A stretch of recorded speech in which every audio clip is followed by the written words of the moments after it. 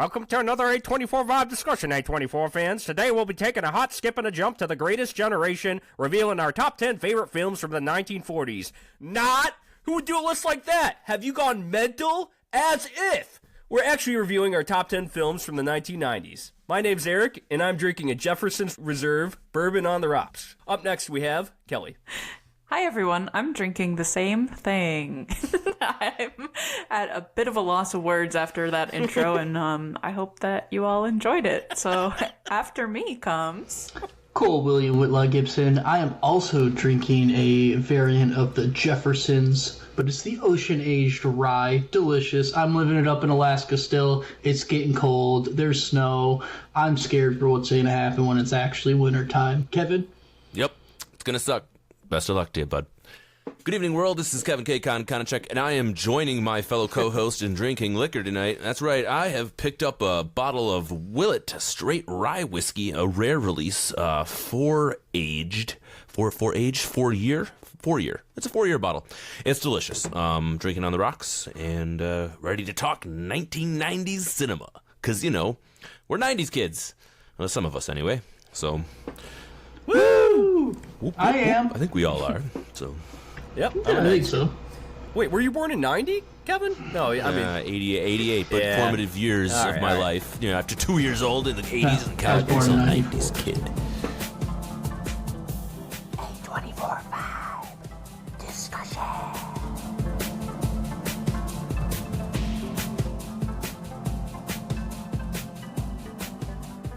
As we delve into the 90s age, I do want to set the stage for the time a bit. This was, of course, the age of the dot-com boom and the beginnings of the internet. As Bo Burnham said in Inside, not very long ago, just before your time, right before the towers fell, circa 99. This was catalogs, travel blogs, a chat room or two. We set our sights and spent our nights waiting for you, insatiable you. The highest grossing film of the decade was Titanic. The top-selling album of the 90s, selling 45 million copies, was the Bodyguard soundtrack, mostly sung by Whitney Houston. Bill Clinton was our president for most of this decade, long before Hillary ever ran for president, and long before the conspiracy of QAnon.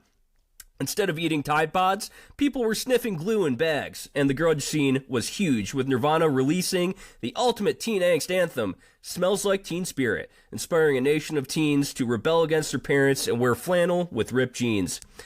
Kevin, not to call you out, but you are the oldest one here and probably remember it the most, so I wanted to ask you, what was it like to live through the 90s, at least from what you remember it? It was pretty awesome. I'm not going to lie. There was a lot of cool firsts that happened, I feel like, in media and television. At least stuff that was memorable for me, whether it was truly iconic first things, I'm not really sure. Getting a Walkman, listening to, CDs when they were a thing, right? Vintage Nickelodeon, growing up and watching all of that. Kind of, it's weird to think back on it because it feels like so long ago. But yeah, the 90s were definitely what they say a simpler time because you were younger and you didn't really have to worry about too much. It was kind of, Power Rangers on TV and eating really shitty sugary cereal like, Kix, or not Kix went the sugary one. What's the bad one for you? Trix. Yeah, the Trix. There you go. Either way, yeah, it was a time. It was a time. I didn't have too many ripped jeans and flannels. I did have those Junko jeans though, the really big, huge ones that like the ones that like 6-inch bell bottoms, but they didn't like flare out. They were just the whole fucking pant leg with or the back pockets were 12 inches deep. Like, why did You we could ever put a wear whole those? iPad in them. Yeah, you could a whole iPad. I still wear those, man. I don't know about you. See him running around the mall in your Junko jeans. Yeah. I was too young for sure. I was born in 91, and so by the time, like, the end of the 90s, I was into boy bands. I had 2 older sisters, so I liked Backstreet Boys, I liked NSYNC, even 98 Degrees, but I was also still, it started my love for Blink-182, which I still love to this day. Kelly, give me some, you were born in 94, but you'd probably have some memories of things that you like from the 90s, right? The 90s for me was full of the Powerpuff Girls and Cartoon Network and Dexter's Lab and lots of cartoons. It's probably my biggest pull. Ed, Edd n Eddy was still on TV, I think.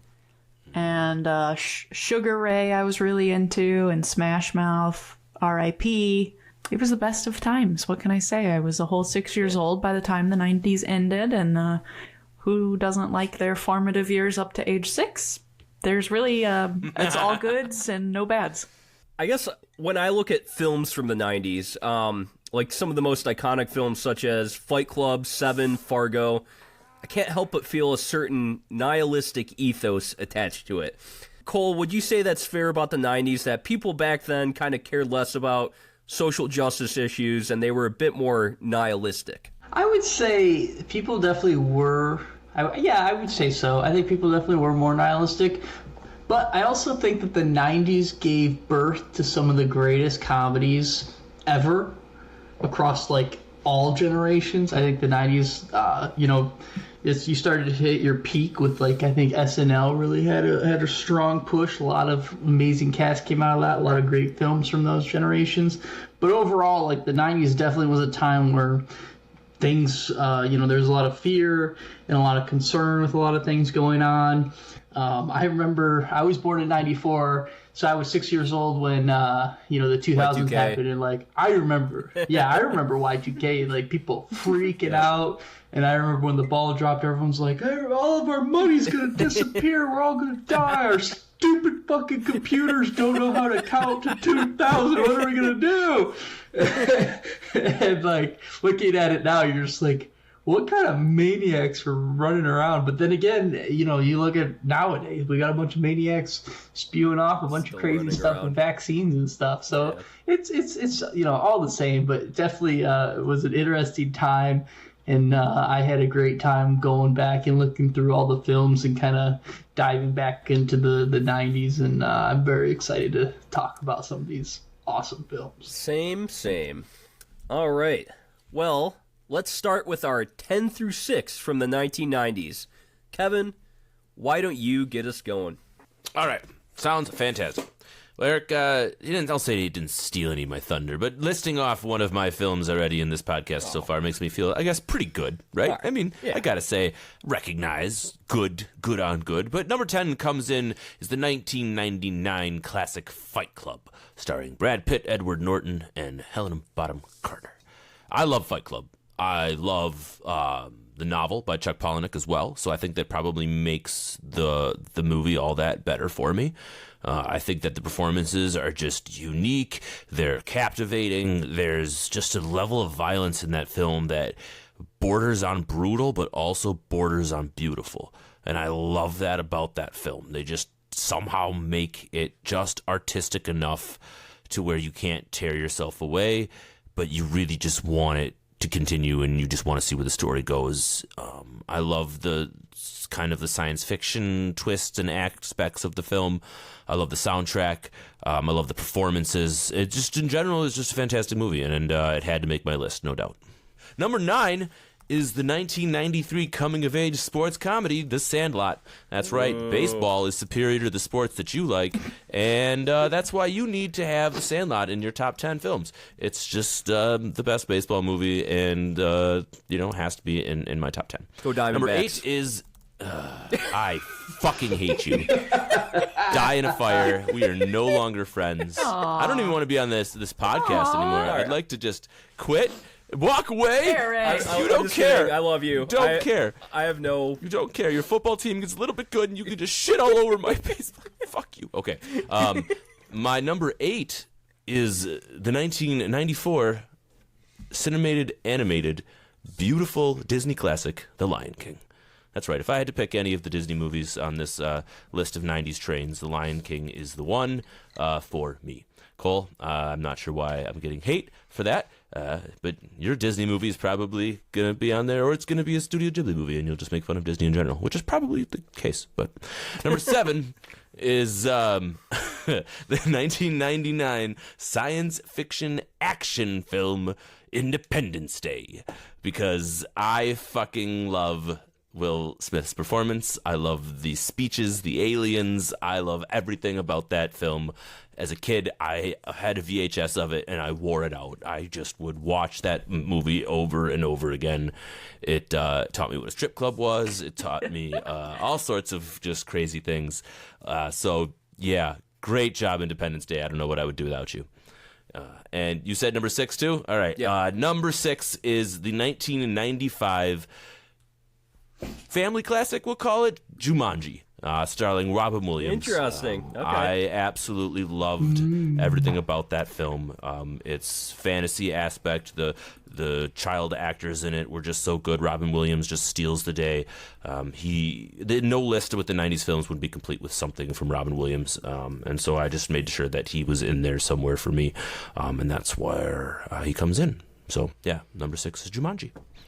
Initial reaction, yeah, like you were telling me before the podcast started, you put a lot of your childhood favorites on here, but I always respect that. I'm fine with that. Minus Fight Club, obviously. That is not a movie for children, but yeah. Yeah, no.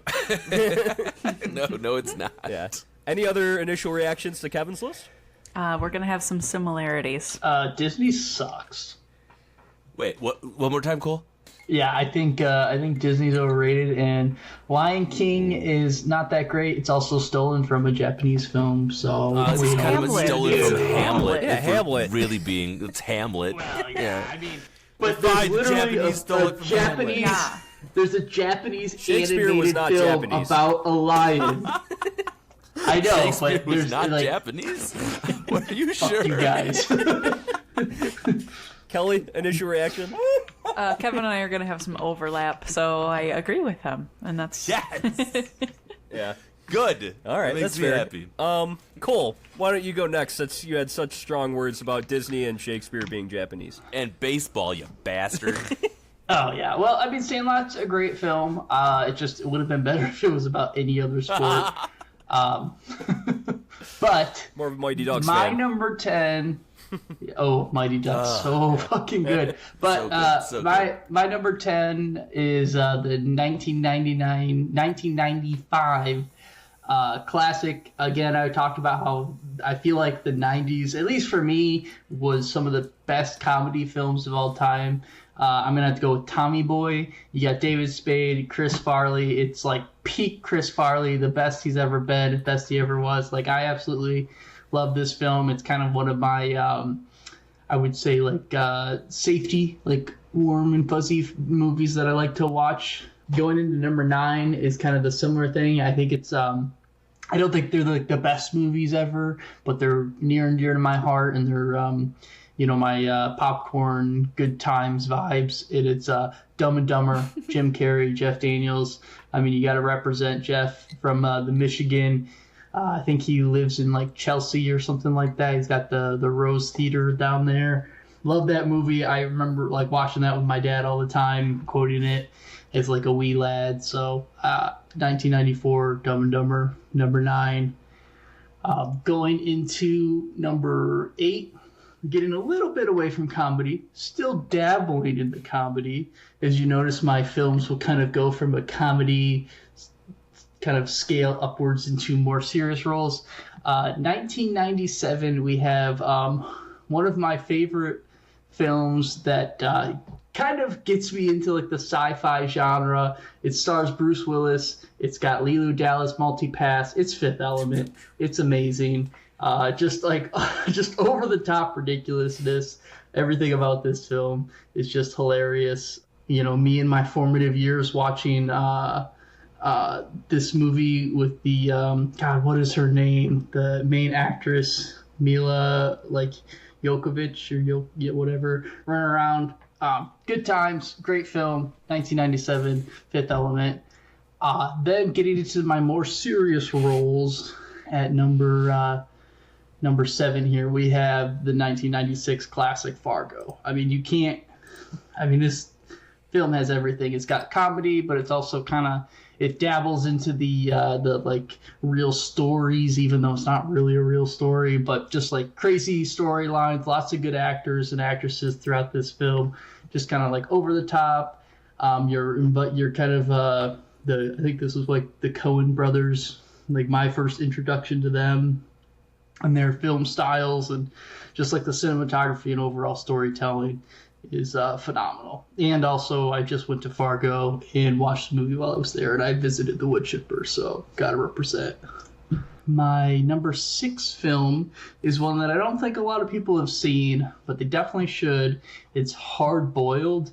It's a John Woo film from 1992, and it is like the most over-the-top, insane, just like action shoot 'em up film you could watch. It's so good. It's got motorcycles, it's got machine guns, it's got a detective that you follow, and his name is Tequila. He's just his it's Inspector Tequila, and he's out to like save the day and stop this like Asian drug lord underground. The like posters him with like all bandaged up. He's got a shotgun and he's holding a baby. It's like the predecessor to, it like paved the way for like the John Wick films, where it's just, you know, action shoot 'em up kung fu films. So highly recommend everyone should watch it. And John Woo's amazing. So that's my list. Hell yeah. So far. All right. Kelly, are you ready to do your 10 through 6? Yes, I am. Go on ahead. Okay. Oh, wait. I mean, should we do initial reactions to Cole's? Of course. Sorry. Oh yeah, we have to. Of course. Yeah, we Okay. have to. Yeah, absolutely. Kevin? I mean, you don't have to. Your time to roast here's- Cole. No, so anytime someone else has a movie that's on my list, but it's like higher or different, I kind of like, do I change mine now so we can talk about different movies, or do I recognize good and say that I also have similar taste in movies to Cole? Yet to be determined. We'll see if I repeat them in my higher lists, but that should indicate that I think highly of at least some of his choices.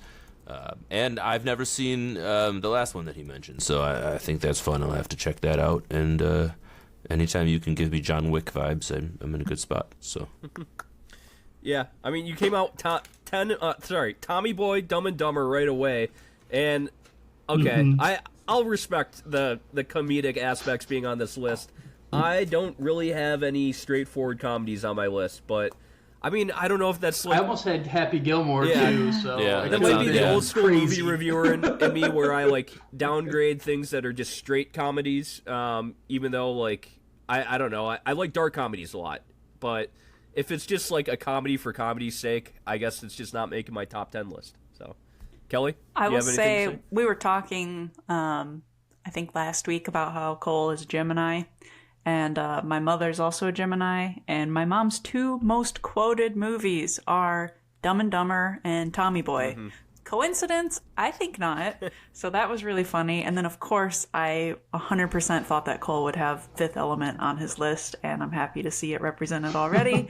I will go ahead and spoiler alert, it didn't make it onto my list, but I really like the aesthetic of that movie, and it's a good one for sure. yep, I will agree completely. Tommy Boy and Dumb and Dumber, both on my massive honorable mentions lists and highly quotable. Like Cole, I'm also a Gemini, so I think there's something to be said about this weird conspiracy theory regarding Geminis and their love of slapstick stupid comedy. What can we say? It's All written right, in the Kelly, stars. Now your turn. Okay, also written in the stars is my 10 through 6. Just backstory for our listeners. I just wrote this like 20 minutes ago because I didn't know if I would do it or not, but I was just having too much fun and I wanted to participate in 1990s movies. My other caveat before I continue is I feel like if there's an amount of 90s movies that's like 100%, I've probably seen like 2% of everything that's out there possibly. So my selection is slim, and as I continue to watch movies, it's subject to change. But here's the ones that I really like that are mostly from my formative years, that have carried me through, and maybe are kind of personal as well. So number 10 from 1999 with the late Heath Ledger is 10 Things I Hate About You. This I love it. that movie, if you asked me to quote the plot to you right here and now, I don't know if I could tell you for sure. It's been a while since I've seen it, but I just remember loving it and thinking it was such a good story. And also shout out to Shakespeare, because this is also based off of a Shakespeare play. So he's Japanese Shakespeare. yeah, our famous Yes, Japanese Japanese. author. Okay, there's literally a Japanese cartoon movie about like the Hamlet turned into an animation, and then Disney was like, "That's a good idea. We're just gonna change it from a white Wait, so lion to Shakespeare just was a normal lion." Japanese cartoon writer. Stop. I'm That's what I He would heard. have been fucking good at it. You know what? You just need at to stop 10, this. we This got hate. 10 This things, is Kelly's right? list. with that just like infamous like a poem scene at the end is like enough for me to just it was so good. It's a classic. So number 9, if you possibly were like me and grew up in a Christian household, maybe you had a lot of VeggieTales, but in stark contrast to VeggieTales, there was another animated Christian movie that was a lot more beautiful with music that'll blow your hair back. And this is The Prince of Egypt from DreamWorks. I think that this is one of the most gorgeously animated movies of all time. It's very... My wife is going to love you. We made a list before this, and Prince of Egypt is like, she's like, I fucking love Prince of Egypt. Like, that's the movie. It is a fantastic movie. Fantastic. I mean, it's a biblical story. You know that it's going to be well written, and it's scary when you're a kid too, as well. They don't shy away from some of the darker elements, but it is just beautiful, and it stands the test of time. It's still just like extremely striking even today. So number 8, we are going to be animated again, and perhaps you've heard this one before.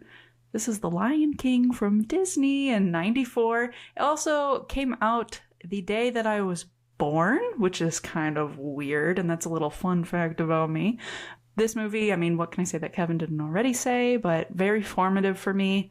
I'm obsessed with big cats and wolves, but I think my initial love for all these kind of animals comes from The Lion King and the amazing way that they personified these animals. Very heart-wrenching and just, like, amazing. So, much love for The Lion King.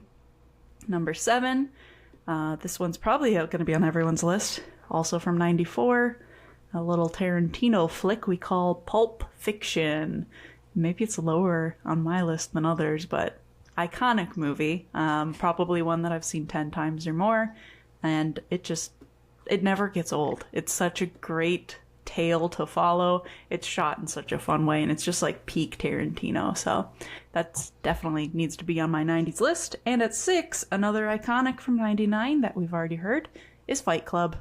This one I didn't see when I was growing up. I only saw it maybe 4 or 5 years ago, and somehow I made it through spoiler-free all this time. So just the mind-blowing way that it comes together at the end, but the whole ride leading to it is just what an amazing story and what a performance by every single actor involved. I love the style of the entire movie, and it had to be on my list. All right. Initial reaction. Mad respect for 10 Things I Hate About You. I don't think any of us will have a rom-com on here, which, I mean, I put When Harry Met Sally on my top 10 80s list, so I at least had one rom-com on one of my lists here. But Pulp Fiction, Fight Club, I don't really care where you put them. At least they're on your list, so mad respect for that, for sure. Kevin? Yeah, you saw me freak out a little bit there about Prince of Egypt because, like Kelly, growing up in a Christian household, VeggieTales was on one TV, and then anything that was approved in the magazine that came every month that I could circle CDs and said, Mom, buy me this because they were allowed by God, including the Prince of Egypt soundtrack, which, as Kelly alluded to, was fucking beautiful. I mean, I swear to God, it was just really, really, really well done. I get chills thinking about it, and while it is a biblical story, it is just, she said it perfectly. It's gorgeous. So if you haven't seen that movie and you're curious about why the both of us are freaking out about it, just check it out. It's pretty cool. I'm not going to say I forgot about Pulp Fiction, but I'm just thinking that it was just so obvious that I left it off so I could put other stuff on here for conversation's sake. So I'm just going to get that out of the way now, why it's not in my top 10, because I knew maybe all 4 of us were going to put it on there, and I was just like, yeah, I want to be subversive and do something weird by putting one of my meme favorites in the top 5. So I want to be different. I want to be different. I'm not like these other girls. So one, I forgot, and B, I'm going to rationalize forgetting by being like, yeah, I'm not like one of those other girls. So there's my reaction. Cole, do you have an initial reaction? Yeah, like Kevin, I thought Fight Club would be on everyone's list, so I didn't put it on mine. Yeah, there we go. I'm just gonna be like that. I had to put Tommy Boy and Dumb and Dumber ahead of them, so suck it, Eric. Suck it, when you Why is Eric catching that straight? Yeah, we haven't even heard Eric's list yet. We don't even know. When I will say, when you mentioned Prince of Egypt, it like unlocked a part of my brain that I had not used in so long. I like had forgotten that movie existed, and as soon as you said it, just like all came flooding back. I was like, "Holy shit, that's a great movie that I haven't seen or thought about in forever." And also, like you mentioned, gets like kind of dark and scary at certain points, especially for like an animated film. Well, I mean, yeah, they're slaughtering also, the firstborn. I mean, Yes. it's not exactly like I know. That's what happened in the Bible. listening. Yeah, to be a child and be like, the it's angel pretty of intense. death is flying over the town. Yeah. I'm sorry, Right. what? Yeah. What? Yeah, like locusts Yeah. that will eat everything. Yeah. Darkness that never ends. They literally killed every 2-year-old in, where Jesus was born, because they wanted to kill Jesus. So they just killed all the Jesus. toddlers. Let's not go down Yeah. on all of the violent things in the Bible Well, because we'll be here all night long. It's in the Bible. It should be approved by everybody, right? It should the- It should pass every In the list. Prince of Egypt, Sodom you get and to Gomorrah. see Yeah. like hieroglyphics of babies being thrown into crocodile mouths. Yeah. That's true. And they did like the stop motion Yep. animation where it was like chack, chack, chack, chack, They just as do they that. went into the mouths of the crocodile.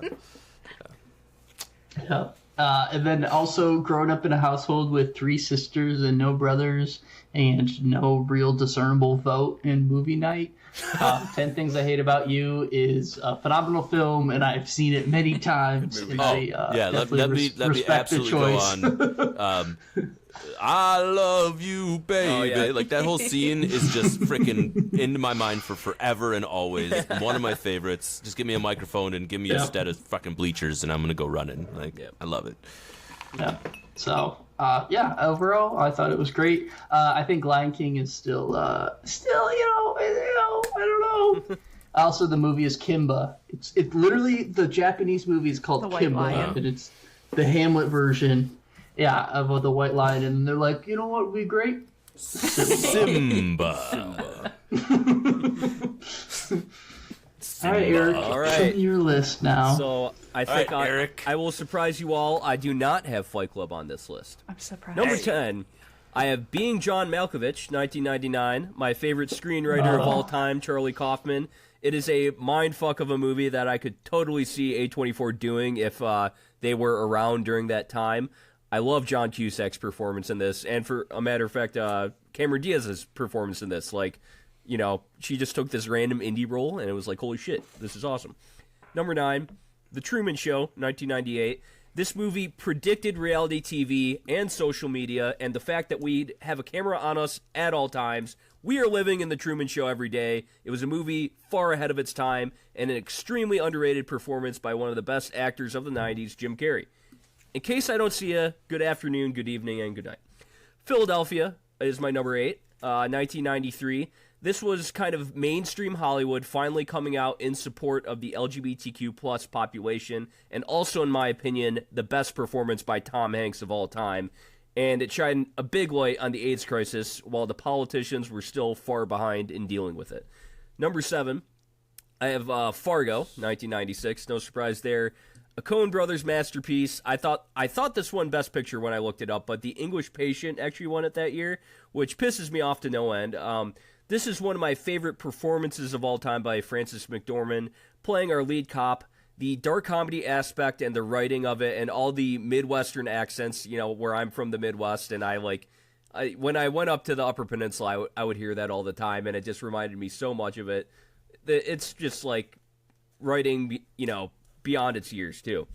Number 6, I have Goodfellas, 1990.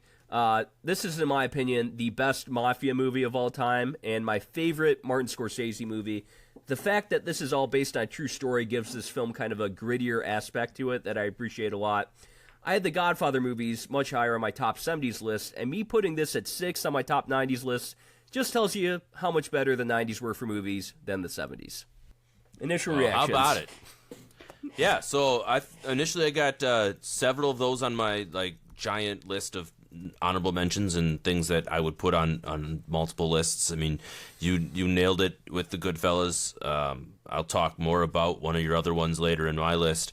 I do love Being John Malkovich, mostly because I've seen it once, and it's just been stuck with me ever since I seen it that So one time. weird. That's all So I needed. good. Such a and weird that's when movie. you know it's a good fucking movie, right? So overall, yeah, good list. Me too, with the only one time. Yeah, I've also only seen Being John Malkovich one time, but it's definitely one that I think about because my like best friend growing up was like, "You gotta watch this movie. It's fucking crazy." And then we went and watched it in his basement. I was like, I like have no idea what's happening, but I'm down for it. What a fucking weird movie. I think you can watch that movie sober. Yeah, overall, I thought your list was good. You saw it sober, Kelly? I think if you watch Being John Malkovich when you're sober, you feel stoned by like 20 minutes in. At least that's how I felt the one time I've seen it. And also I want to give you a shout out because you put Philadelphia on your list, and you showed me that like maybe within the last year because I have a dislike for Tom Hanks. Controversial, I know. But you can't dislike him in that movie. You made me really like him. Like, come on. Yeah. And it's a really, really good movie. If you didn't like him in that movie, I would just question your morals. So. There are scenes in that movie that are just like absolutely bittersweet, heart-wrenching. Like, I really, really liked that movie, and I forgot about it. I forgot to put it on my list because it definitely would have been pretty high up there. So I was happy to hear you say it because I think you've liked that movie for a very long time. Yes, I have. And also one of my favorite songs in a movie, Streets of Philadelphia by Bruce Springsteen. I'm not really a big Bruce Springsteen fan, but that song is so good. So, yeah. All right, let's move on to our top 5, shall we? Maybe I should switch this up and start with Kelly first. Okay. Who feels like laughing because the year is 1999, and number 5 for me is going to be The Funnies. This is a movie called Office Space. I love this movie. It is exactly the right kind of humor for me, and it just tickles me from beginning to end. Just really good performances overall, and so quotable, and what else can I say? Just like iconic, good movie. Right after this, we're going to go back to animated movies with my number 4 out of 97, Princess Mononoke. And I know Cole was watching closely. Let's go! So this is a Studio Ghibli shout out. My favorite movie from that whole entire discography, I guess I could call it, or suite of movies, but just amazing. I have a beautiful print from the movie. I would love to get it even tattooed. That's how much it means to me. I am, in my own words, I'm a self-described wolf girl. I love the environment, clearly. And just the story of this movie follows exactly with my interests in that regard. And, I mean, you know that the animation is just like bar none amazing, and the music follows you, and it's just such an emotive movie, and just really, really just striking, beautiful, flawless, wouldn't change a thing. Love it. And that's just at number 4. So with my top 3, as we get into here, we go into probably, this is my niche. This is the kind of movies that I like. Give me a little bit of future, give me a little bit of discomfort, give me a little sci-fi, and make it a little bit dark. So with number 3 is a movie that I saw when I was in high school, biology class for the first time. Out of 97, this is Gattaca. Have you guys seen Gattaca?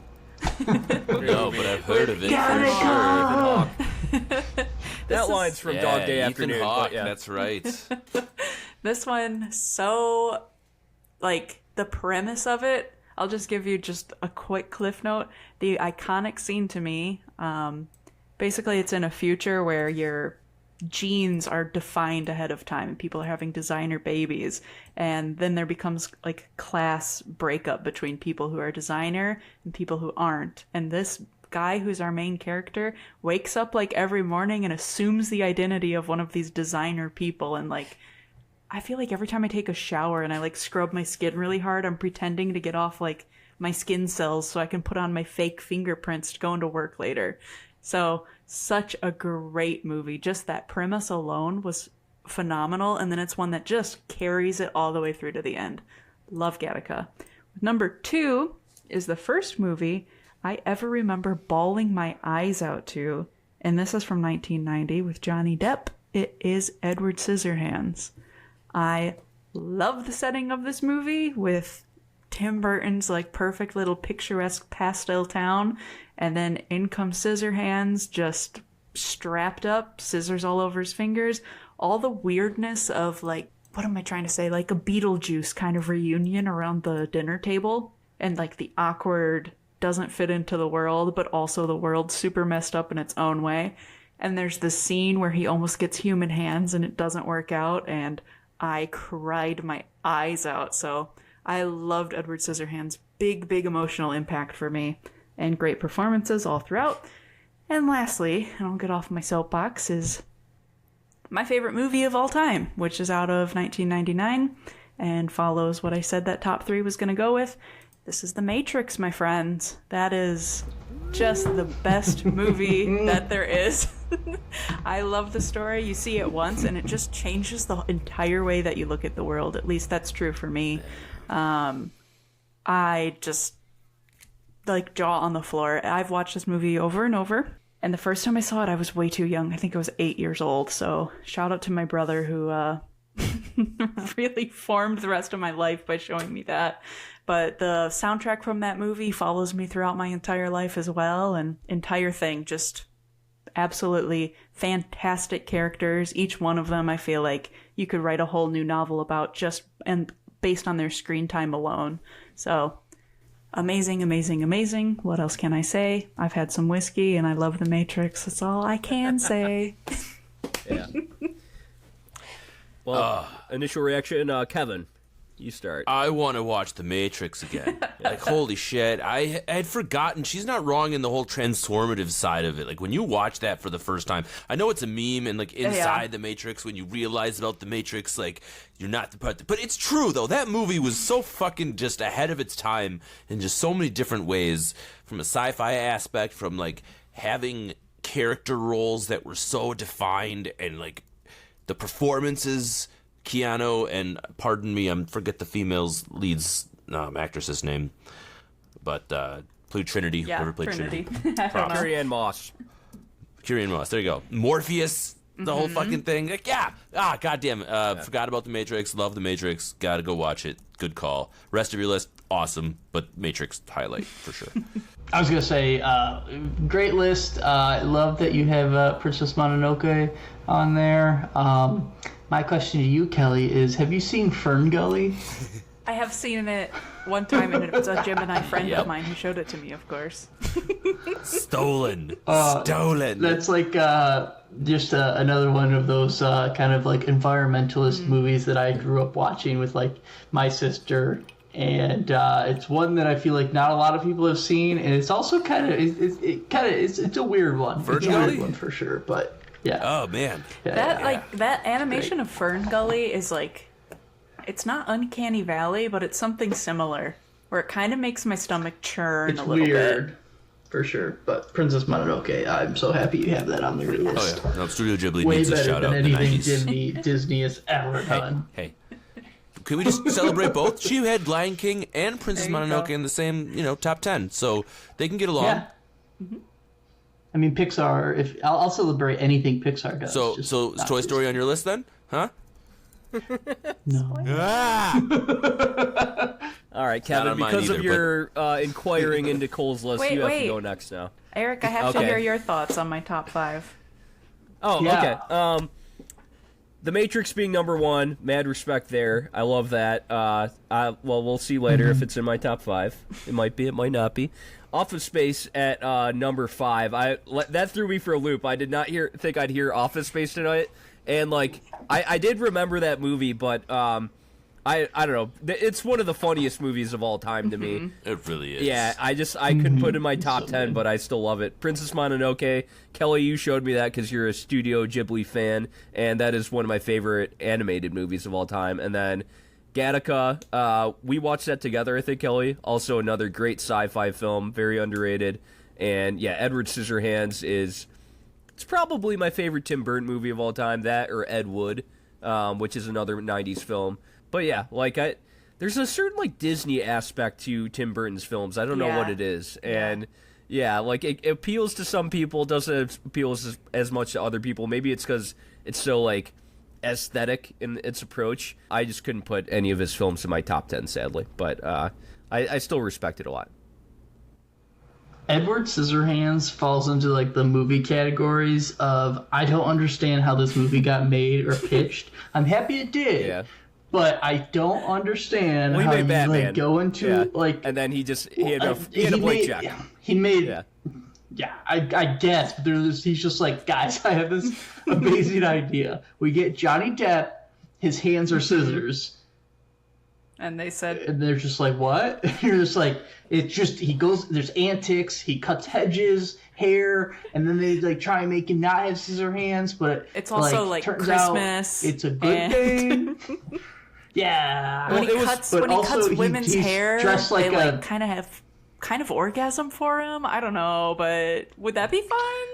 Yeah, it's weird. Yeah. Also, he's like dressed like he's like a punk rocker kid, like emo, like scene type kid. But yeah, I don't know. I think it'll be a good movie. We should make it.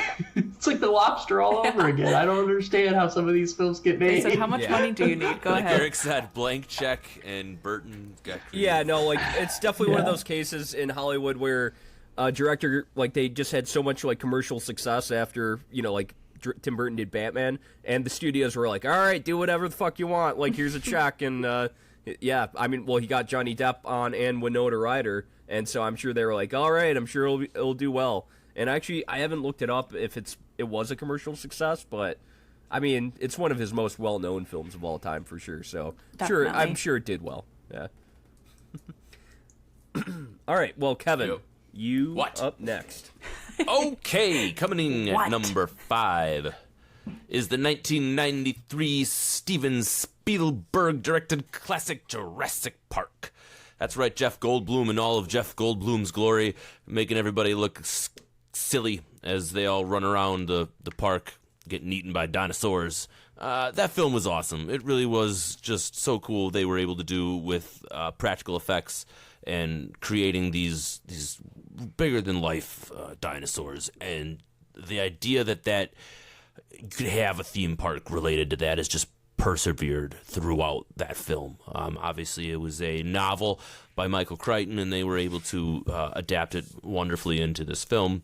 And it just will, I think, kind of stand the test of time as being just that quintessential dinosaur movie. And I think that's what makes me love it so much. Number 4 is the 1998 comedy adventure Fear and Loathing in Las Vegas. I have a soft spot for this film, mostly because I'm a big Hunter S. Thompson stan. I love his work. I love everything he's pretty much ever written. And then you throw a cast of Johnny Depp and Benicio del Toro together, and they get to just run wild through the desert, just having a blast. We get some cool cameos from a younger Tobey Maguire and Gary Busey, and Christina Ricci also is in this one. I really like this movie. It is wild, it's absurd, it's just completely over the top, and it's I don't say quintessentially 90s, but it's definitely something that reminds me of that decade, and one that I go back to lovingly from time to time.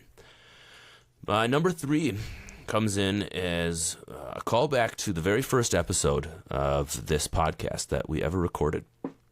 When I was introducing myself, I kind of went on a little bit of a soapbox about who I think is the voice of a generation, a songbird, if you will, someone who should be respected for all of his accolades, and that would be one Nicolas Cage. So, coming in at number 3 is the 1997 action thriller classic Con Air. That's right, Nicolas Cage's portrayal of Cameron Poe as the absolute goat criminal slash hero. Not the movie I was His thinking face about. is stuck I'm in gonna my be head honest. right now with his long hair. Just, Put even know the this bunny back. yeah. I love that fucking movie so much. It may be a meme, it may be an outlier on everybody's list, but goddamn if I don't love that film. We get John Cusack as well. We get John Malkovich as Cyrus the Virus. We get Steve Buscemi as just a creepy ass serial killer, Silence of the Lambs eating looking motherfucker, and Danny Trejo as well. Like, just, I love that movie. It's just ridiculous, over the top, usually not well rated, probably doesn't get on a lot of top 10s, and that's why it needs to be on mine. All right. The next two, one we've already talked about at length, is Fargo, 1996 Coen Brothers. What can I say that hasn't already been said?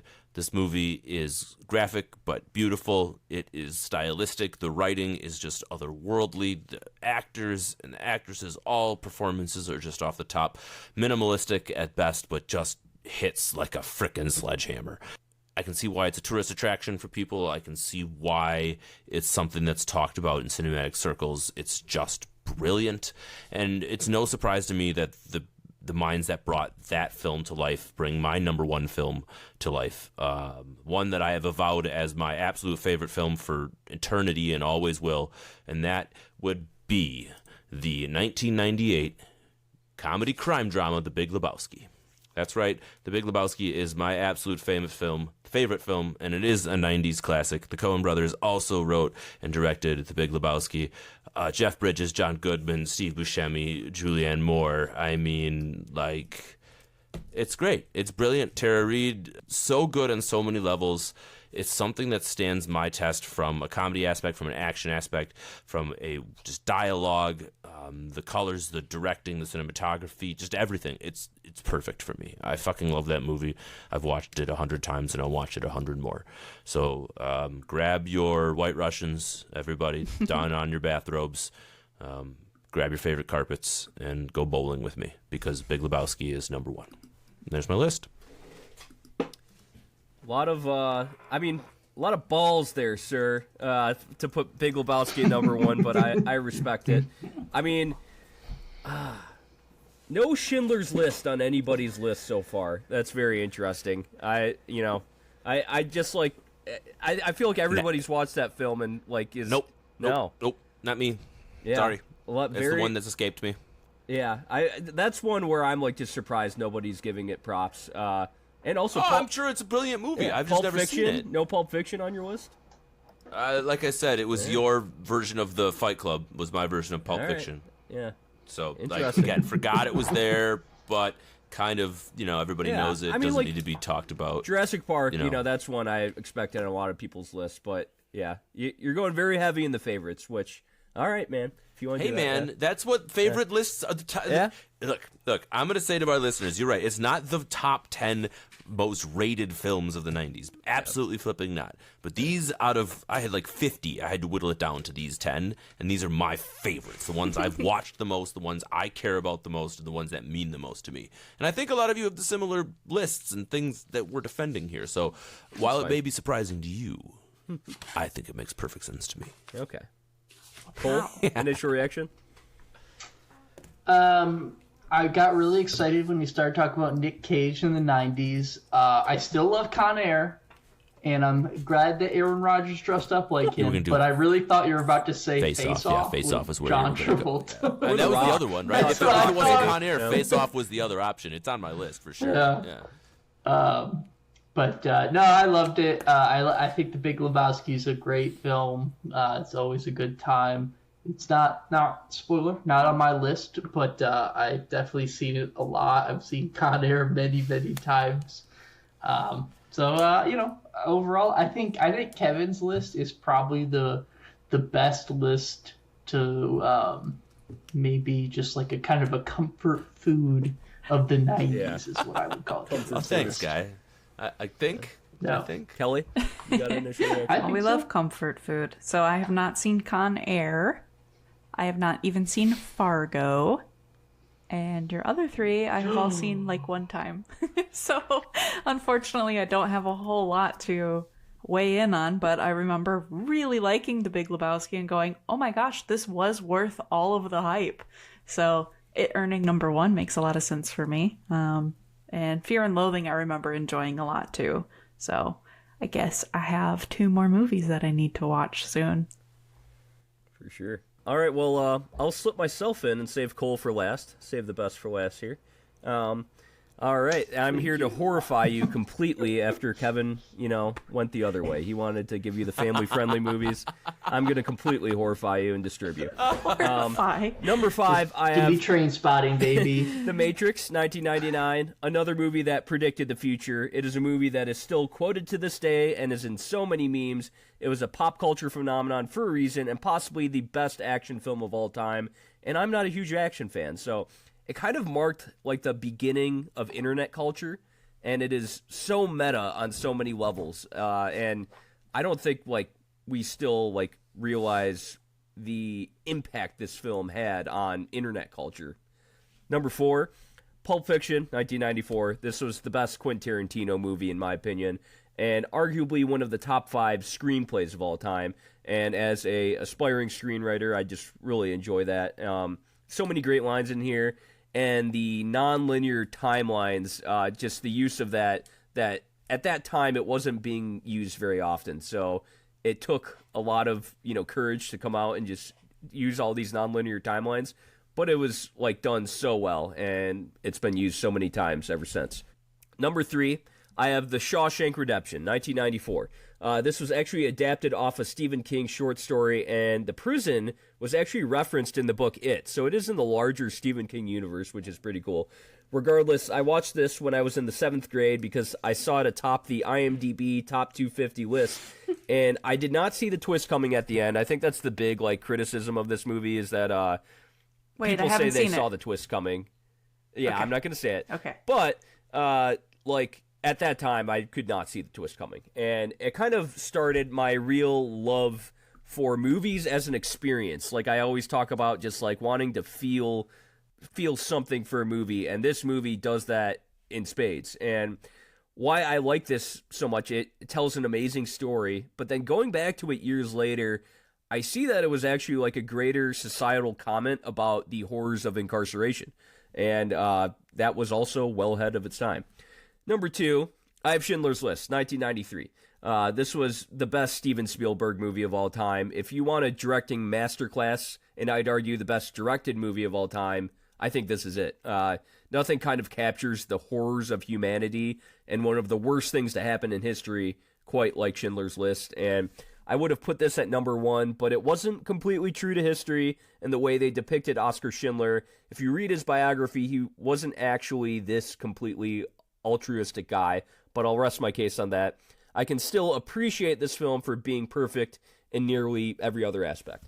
Number 1, I have 7.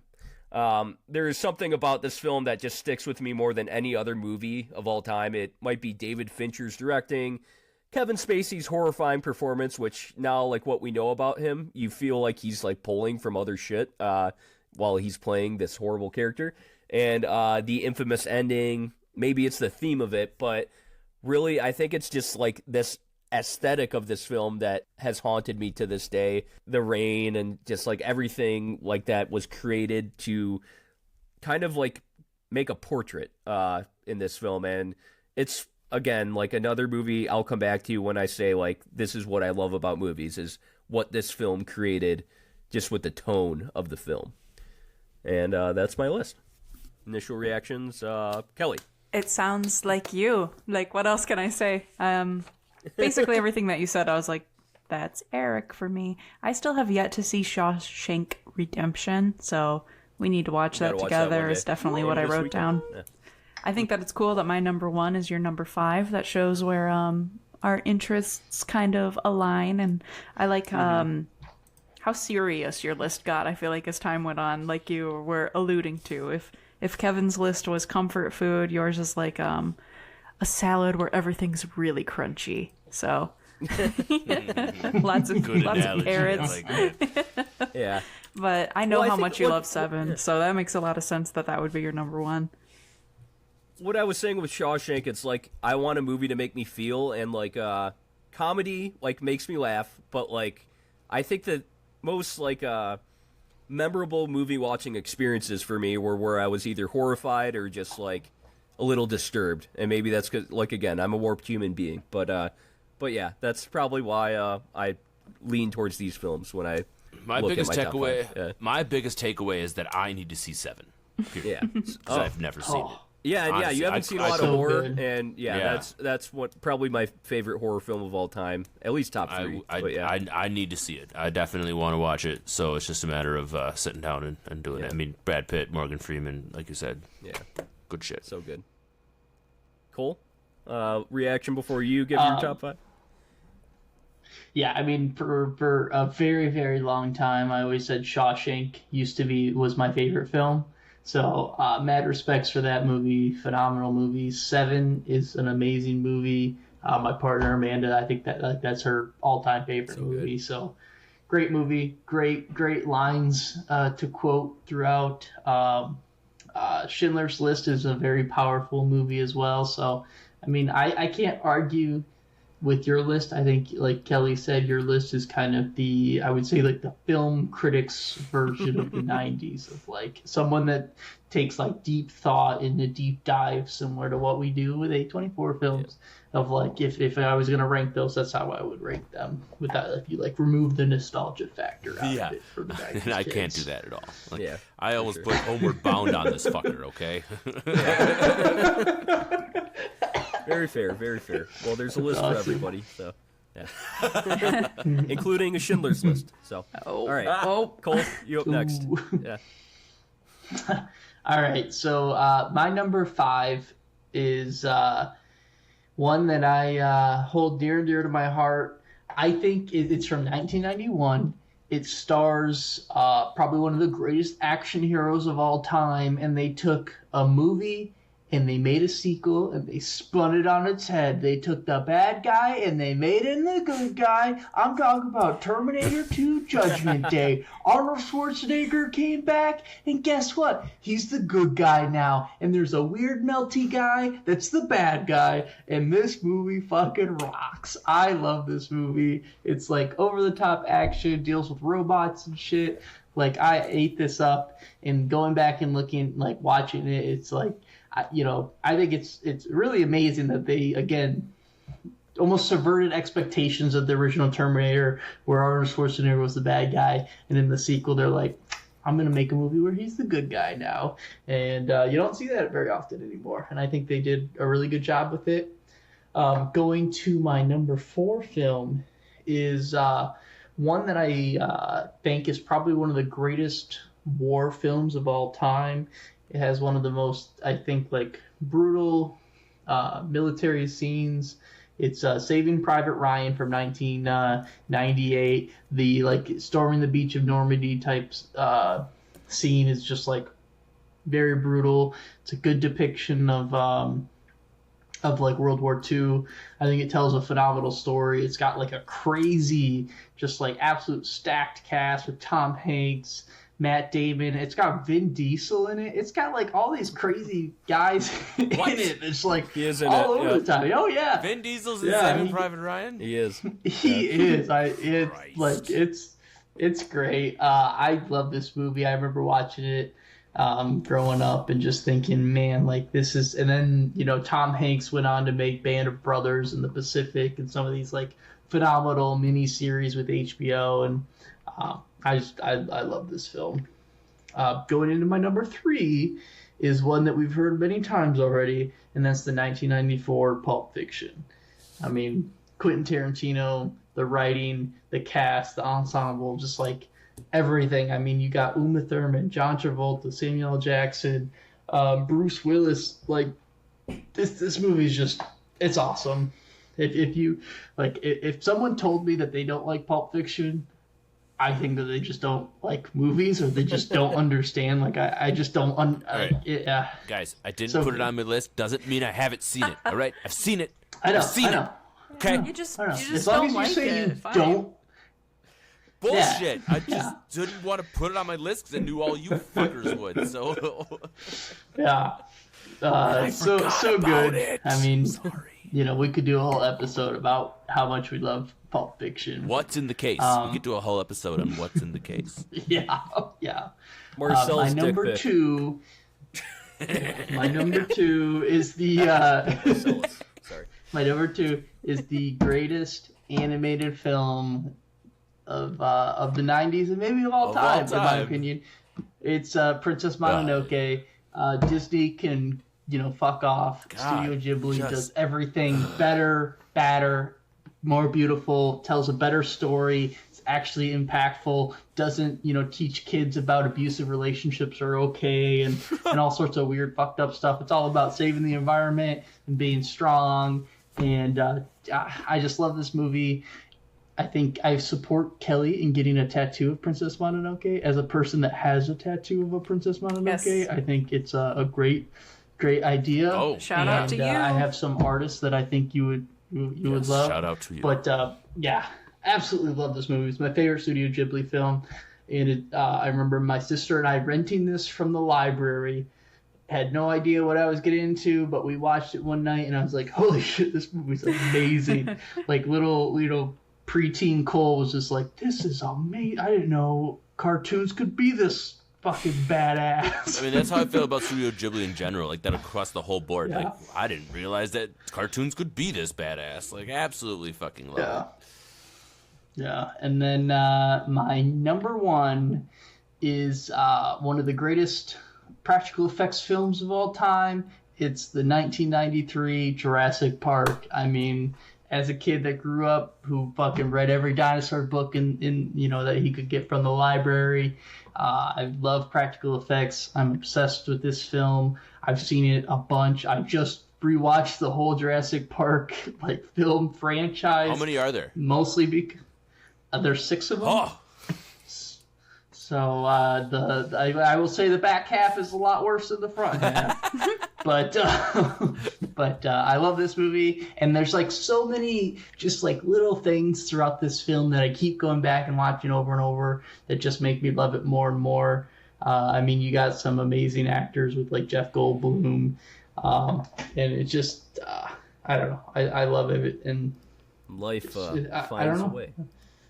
It finds a way, man. It finds a way. The whole scene. There's the scene where they're landing on the frickin' island, and there's a helicopter, and he's got the seatbelts, but the seatbelts are both female, like all the dinosaurs, and you can't plug them together to make sex dinosaurs. But then he ties them, and he still finds a way, and it's like. Life I finds a didn't way. He even knows what's realize going that on. connection. Holy Yeah, shit. It's great. It's great. You're a fucking Foreshadowing. goddamn It's amazing. Easter egg hunter guy. Yeah. Yeah. So that's my list. That's the definitive 90s list. Definitive list. Well, it just offends me that 7's not on anybody's list now. Come on. I had so it. It can't be on my list. I had it on my list at number 7, but I took it off for Fargo. I was like, Fargo or 7. And then I decided, you know what? I gotta go with Fargo. Are we I doing watched it our more, grand? so. Do we have time for a quick honorable mention Yeah, list? we can do honorable mentions. Go ahead. All right. Well, I have a shit ton, so I mean, I'm just gonna do a couple of them. Home Alone. Big shout out to Great. Home Alone. Yeah. Men in Black. I wanted to give that a big shout out as well. Dances with Wolves. Batman Returns. The Mummy. Mask. American Pie. Guys, I could keep going. Doubtfire, Apollo 13, Starship so many good Troopers. ones from I this mean, decade. Ace Ventura, Dazed and Confused, Iron Giant, Teenage Mutant Ninja Turtles movie, fucking Richie Rich, Good Burger. There you go. That's my list. Yeah. One that I was kind of wondering if anyone was gonna have on it was Blair Witch. Yeah. I think it's a very good movie, but I don't know if it's the best movie, but it definitely, I think, just the whole genre that it drummed up, and the whole found footage thing, and it made a whole genre. It did. out of It really I thought. did. It was And very my impressive, but headphones unplugged. never made it on my list. But I came back in and I heard found footage, and I'm like, oh, they're talking about Blair Witch Project. So, Yes, and I just, but exactly. that just shows how fucking iconic it is, because I had no idea. I didn't hear that at all. But all you More- say is that and 90s, and you know. It's more iconic in its approach. It started the mockumentary / found footage horror genre that continued into Cloverfield and Paranormal Activity. So it's just more iconic that it created a genre in a way. I think Yeah. also, Oh, absolutely. as someone who didn't watch Blair Witch when it came out, I watched it last month for the very first time ever, completely by myself, and it's good, but the hype of it was way more than I feel like the movie was. I wanted more of an ending, and I think the ending kind of falls flat, but I think in addition to starting the found footage kind of genre, it also made people, when it came out, believe that it was 100% real. It's like the first movie that took advantage. I thought it was when I first saw it took advantage of the internet, and like before even social media was a thing, like it had like the virality, that's the word, right? To just like spread and become like created a website, like a flash website. Yes, and became just And this it's like like word of mouth like horror. So it deserves so much respect for that aspect. It's a movie that's more than just a movie. So Blair Witch was dope for that. Yep. And if you just like Wayne's World, like that's a big comedy. I wish I put like I don't wish I put Dumb and Dumber on this list, but it would have been right up there, like at 11 or 12 if I was like, if I really had to sit down and include comedies in this too. As good as it gets, great dramedy that my sister and I, that's like one of our comfort films, even though it's kind of a sad film too. But Good Will Hunting, I think so many people love that film for a good reason. Train Spotting, Danny Boyle's like directorial masterpiece. The Sixth Sense, when M. Night Shyamalan was actually a good director. Yep. Yeah. Mission Impossible. We always talk about, Brian De Palma and how good of a director he is. Malcolm X, that was Spike Lee, just a few years after Do the Right Thing, creating like American History. Yeah, and I was about to say American History X. Yep. American History X is a really good film. And Toy Story. We said Forrest Gump my last one. Has anyone mentioned I'm not Forrest putting Gump Forrest even Gump in on passing? Yeah, I'm sorry. That's not even on my top 25 of the 90s. I mean, it was a film of the 90s, I guess. Yeah. It was Pulp Fiction should have won that year, but also, like, Forrest Gump, it's just like they just put all these famous songs in it, and it's just like one gigantic montage. And that's not wrong. Yeah, that's not wrong. Like, it's just like one of those films, like, if you just took out all the music, like, I don't think it'd be a good film, I forgot a list, one I almost put on the list that you all would have been like, what the fuck is wrong with him? And that is Brendan Fraser in George of the Jungle. Yeah. That was very much on my list. Like, I have it starred, and I was like, I really should have put that and Matilda. Because Matilda, for whatever reason, like, I watched I enjoy Brendan Matilda Fraser, though, like a shit ton. I'm surprised none of you said The Mummy. Yeah, no, that was in my honorable mention. That was it, though. It's So a fun good. movie. Yeah, like I can't put that in a top 10 anywhere, but it's a fun Tom movie. Cruise couldn't Were do we the recording? No, you you know, weren't recording when couldn't you do the said Mummy, Phantom so- Menace, were we, Brendan Eric? Fraser? So, No, Phantom yeah. Menace, here we are, right here. Jar Jar We're saying Binks, it right Star now. Wars Episode 1. Star Jar Jar Wars Binks Episode is the 1. best side character in Star Wars of all time. I've got two anyone Leonardo talked about- DiCaprios that we didn't mention, which is Titanic. Yeah, Titanic. Which, yeah. of Titanic, That course, was actually 10 on my Yeah. list, and I replaced it with Being John Malkovich. I actually have a large respect for Titanic and what James Cameron did with that film. Yeah. And, I had two older sisters that were obsessed with Leonardo DiCaprio when that came out. But Soundtrack was great. I had to throw it up to my boy Charlie Kaufman and the screenplay for that. Like, I think my list is heavy on really well-written films, too. So that Yeah. shows my You biases should there. go back and But- watch the Titanic scene when the ship like is sinking and breaks apart and the back end tips up. There's like a really bad CGI guy that falls and hits the propeller. Just, Wait, I saw starts, that. I like, thought that was spinning. purposeful. Yeah, it's Well, just, yeah, it was it's just I don't know, horror it's like CGI. badly done. It's just- Okay, it was it's just badly bad. done. It's so Shittily done. bad. They must have remastered I it just- since, because I makes feel like me laugh. I do like look at that when that happens. I That's like been remember removed. that, but It's a good movie because the first half is for the girls and the second half's for the guys. So it works for everybody. James Cameron Yeah, definitely did that on true. purpose. I remember having them on VHS, and they had to have two VHSs in like the box set Yeah. for Titanic. Yep, I remember that too. And then I have another Leonardo DiCaprio shout out, and that is the 96 Romeo and Juliet by Baz Luhrmann. Yeah, Romeo plus Juliet. No, that was so I think good. that movie is such a fun care about William ride. Shakespeare on More this Shakespeare. podcast. It really is. The 90s So I loved was- Shakespeare. I was actually lucky enough to be Yeah. in that play in high school, and we watched that version of it because it's actually correct to the script of Romeo and Juliet, even though it's modernized. So it was like actually something that we could watch and actually take inspiration off of, which was pretty fucking cool. I'll never forget that. That movie was brilliant. It's I so fucking loved good, that and the one. costuming was so modern and iconic, Yes. and Oh God. I mean, Baz Luhrmann. What's Eating like, Gilbert go Grape? Yep. Another good Leo 90s film that I'll there you suggest. go. And also early Johnny Depp, too. a lot of people do Yep. like that movie. I remember seeing it It's a as a good movie. kid and not Yeah. being mature enough to handle it. Yeah, I mean, So yeah. Was Catch Me If You Can in the 90s? No, that was 2000. That was early 2000s, 2000s. which I would love to do a 2000s. 2000 to 2010 list next. Oh, we will. Don't Yeah. you worry. We're Not- already maybe not doing next every week, other fucking but- decade. Oh, yeah. Damn straight we are. Yeah. Anyway.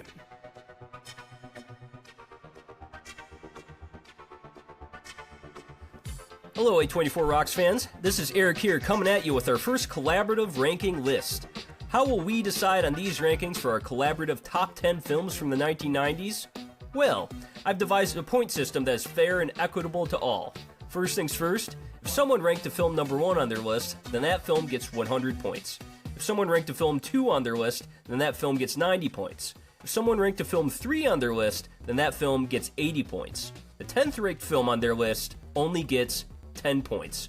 Now, since this could easily lead to a bunch of tiebreakers, we decided to add 2 more numbers to arrive at a film's final amount of points, and that is the Rotten Tomatoes critic score and audience score. I will choose one that isn't top 10 on this list as an example, and that is Con Air. Kevin ranked Con Air as his second best film from the 1990s. Sadly for Kevin, Con Air does not have a very high critic and audience score on Rotten Tomatoes. Con Air gets 90 points for getting second on Kevin's list, but only has a 58% critic score on Rotten Tomatoes and a 75% audience score on Rotten Tomatoes. 90 plus 58 plus 75 equals 223, which falls a little short from the 10th ranked film on this list. So as not to bore you with constant math in this top 10 list, I will forgo announcing all of the scores and will just announce the point total for each film, so you'll just have to trust me that I did proper math. Alright, A24 Rocks fans, y'all ready for our collaborative top 10 films from the 1990s? Here we go. Number 10 is the 1994 prison drama starring Tim Robbins and Morgan Freeman, The Shawshank Redemption, with 269 points. Number 9 is the 1990 Tim Burton goth classic Edward Scissorhands, with 270 points. Number 8 is the 1998 Coen Brothers comedy about a dude who wants his rug back, and that's The Big Lebowski, with 273 points. Number 7 is the 1995 serial killer mystery crime thriller Seven, with 278 points. Pretty cool that 7 landed at 7. Number 6 is the 1993 historical drama by Steven Spielberg, Schindler's List, with 285 points. Number 5 is the 1999 science fiction action film The Matrix, with 328 points. Number 4 is the second Steven Spielberg film on this list, and that's the 1993 science fiction dinosaur theme park thriller, Jurassic Park, with 342 points. Number 3 is the second Coen Brothers film on this list, and that's the 1996 Fargo, with 346 points. Number 2 is the Studio Ghibli Hayao Miyazaki film, the 1997 Princess Mononoke, with 350 points.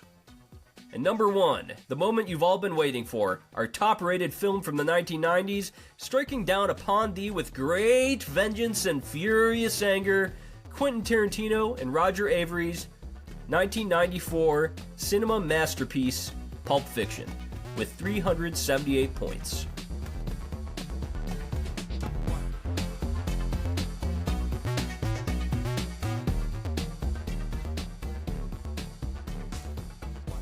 So, thank you for listening. Find us on all social media channels, TikTok, Facebook, Instagram, Vine, blah, blah, blah, blah, blah, yada, yada, yada, as You have Seinfeld would Vine? say. Yeah. Well, Vine's not a thing anymore, but, Oh, okay. Yeah. That was 90s. Wait, no, it was even. Anyway. no. Christ, I'm done. Well, Kelly's going to make us a Flash website, so Yeah. we can have a 90s aesthetic. good. Cut Yeah. out the Fuck yeah. advertisement on the back of your cereal box and mail it to us at P.O. Box something something or other, and we'll Yeah, send you A24 back on the a rocks. free ticket to Nickelodeon. Yes, definitely. Yeah. You can get slimed. So, Freedom. if We talking about Please Braveheart? like and Braveheart? yeah, Kelly mentioned Braveheart. Did I she? did. I did. I don't know. I don't know. I don't know if I did All it right, when good. the Someone recording had was to. happening. Well, fuck Mel Freedom. Gibson. Anyway, if I don't see ya, Good afternoon, good evening, and good night.